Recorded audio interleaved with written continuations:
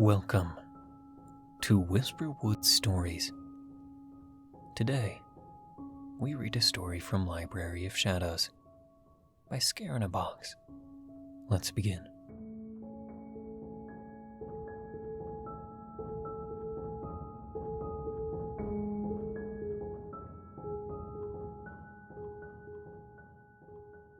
Post-Mortem Art. The invitation in Grayer's hand read, "Once-in-a-lifetime opportunity." There was a lot of other text there too, but none of that really mattered. He figured, how many truly once-in-a-lifetime opportunities does a person get? One at best. Most people lived their whole life without knowing such a thing. At the top of the invitation was a logo for the Resemble Art Project, an exhibition that had been making waves over the globe for its innovation and insight. Few even got to visit this project, let alone receive a special invitation.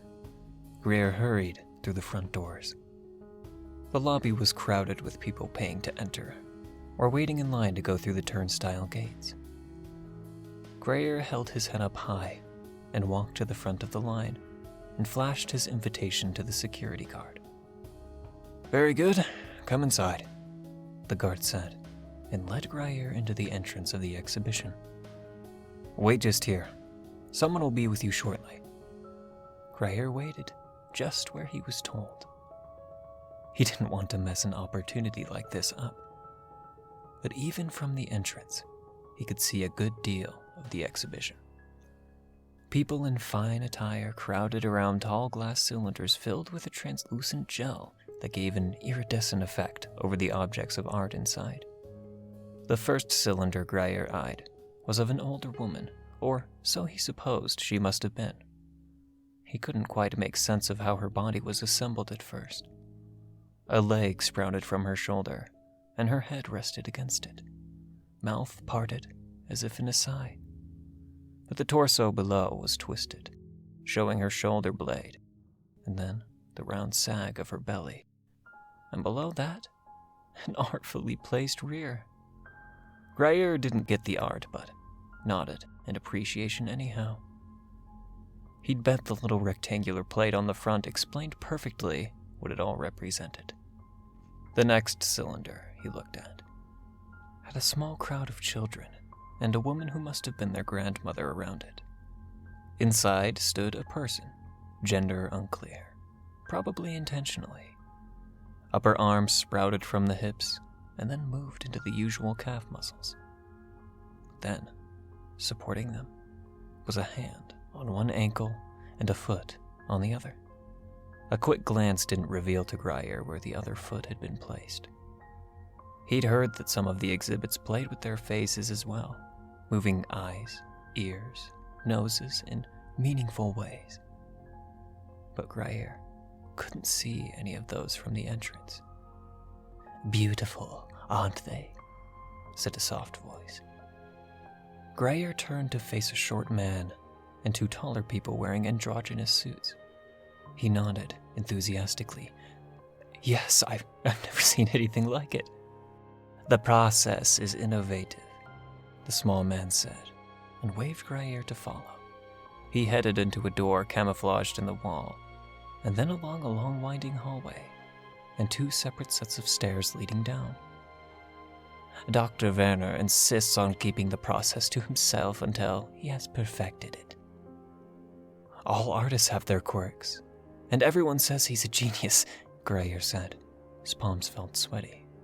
The invitation said, "Hashemut." The small man cut him off and opened a door camouflaged in the wall. They stepped into a sterile white chamber with 3 metal slabs, perfectly sized for holding bodies. 2 of them held new works of art. A child whose limbs were aligned neatly at the bottom of the slab, and a robust woman who had already begun to be reassembled. Greer admitted to himself that he found the child a little distasteful. But still, had the child lived a long life, they might have never ended up with the renown they would know from becoming one of the doctor's works of art. "Do I just lay down?" Greer asked. "Oh, no. The small man pointed over at a metal door.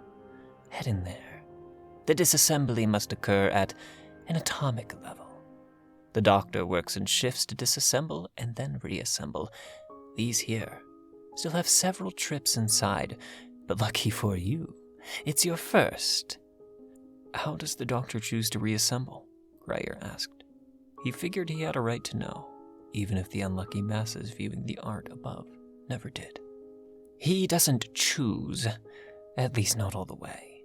He decides what parts will be affected, but the reassembly process is aleatory.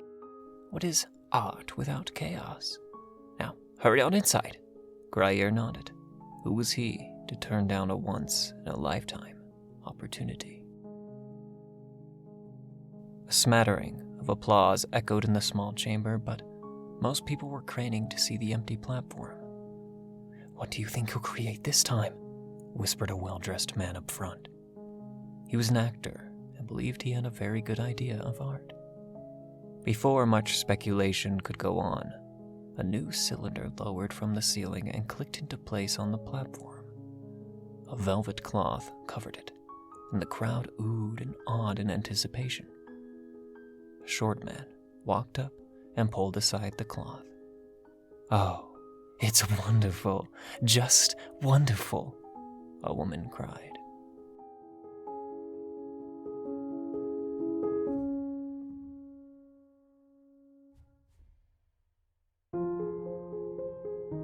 Thank you for listening to Whisperwood Stories. If you enjoyed, don't forget to comment, like, and subscribe down below. Do you have a story that you'd like me to read here? Consider commenting or sending it to whisperwoodsubmissions@gmail.com. The story in this video was read with the author's permission. Thank you again for listening, and be sure to check out the original Reddit post. Don't let the shadows get too close.